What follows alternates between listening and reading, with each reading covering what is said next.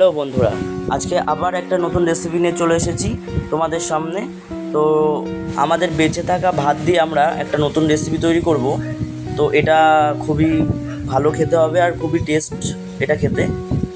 তো দেখুন, এটা প্রথমে আমরা একটা মিক্সচারের মধ্যে ভাতগুলো দিয়ে দেবো। তো আমরা একে একে সব ভাত দিয়ে দিয়েছি মিক্সচারের মধ্যে। এবার আমাদের এটা হালকা জল দিতে হবে। জলটা দিয়ে আমাদের এটা ভালো করে পেস্ট করে নিতে হবে। দেখুন, আমাদের পেস্ট করা হয়ে গেছে। তো এরকম ঘন করতে হবে, পাতলা করলে কিন্তু হবে না। তো আমরা এরকম ঘন করে পেস্ট করে নিয়েছি। এরপরে আমরা এটাকে একটা বাটির মধ্যে তুলে নেব। তো দেখুন, আমরা এগুলো সবগুলোই তুলে নিয়েছি। এরপরে আমরা দেবো বেসন। বেসন আমরা এখানে 3 চামচ ব্যবহার করেছি। তারপরে আমরা দেবো কর্নফ্লাওয়ার। কর্নফ্লাওয়ার আমরা এখানে 2 চামচ দিয়েছি। এরপরে দেবো আমরা স্বাদ মতন লবণ। তারপরে আমাদের কালারের জন্য দিতে হবে কাশ্মীরি গুঁড়ো লঙ্কা। এরপরে আমরা ম্যাগি মশলা ব্যবহার করেছি। ম্যাগি মশলা আমরা এখানে পুরোটাই ব্যবহার করেছি। তো আপনারা চাইলে একটু বেশিও ব্যবহার করতে পারেন। তো এটা দিয়ে আমাদের ভালো করে মিশিয়ে নিতে হবে। দেখুন, এটা আমরা ভালো করে মিশিয়ে নিয়েছি। এটা আমাদের কিন্তু পাতলা করলে চলবে না, এটা আমাদের এরকম ঘনই রাখতে হবে।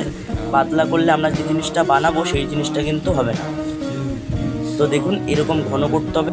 এরপরে আমরা নেব একটা পলিথিন, যে কোনো পলিথিন নিলে আপনারা পারেন। তো আমরা এরপরে একটা কড়াই নেব। কড়াইটাকে গরম করে নিতে হবে। দেখুন, কড়াইটা গরম হয়ে গেছে, আমরা এটা দেখে নিলাম। এরপরে আমাদের দিতে হবে কড়াইয়ের মধ্যে তেল। তেলটা আমাদের অনেক বেশি পরিমাণে দিতে হবে, কারণ এগুলো আমাদের কড়া কড়া করে ভেজে নিতে হবে। এর জন্য আমরা অনেকটা পরিমাণে তেল দিয়ে দিয়েছি কড়াইয়ে। তা কড়াইয়ের তেলটা গরম হয়ে গেছে আমাদের। এরপরে আমরা একে একে করে যে জিনিসটা আমরা তৈরি করব সেটা আমরা তেলের মধ্যে ছেড়ে দিচ্ছি। তো দেখুন, এটা ভাজা হচ্ছে কত সুন্দর।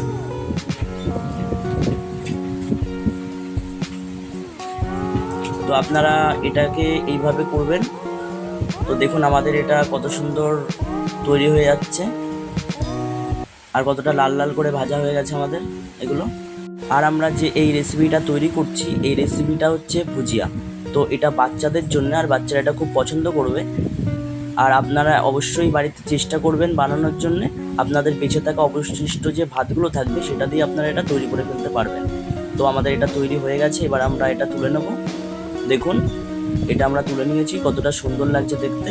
তারপরে আমাদের মেশাতে হবে চাট মশলা। তো আপনারা সামান্য পরিমাণে একটু চাট মশলা এগুলোর মধ্যে মিশিয়ে নেবেন। এরপরে আমরা মেশাবো কাশ্মীরি লঙ্কার গুঁড়ো। আপনারা চাইলে নাও মেশাতে পারেন। তো আমাদের এটা তৈরি হয়ে গেছে। দেখুন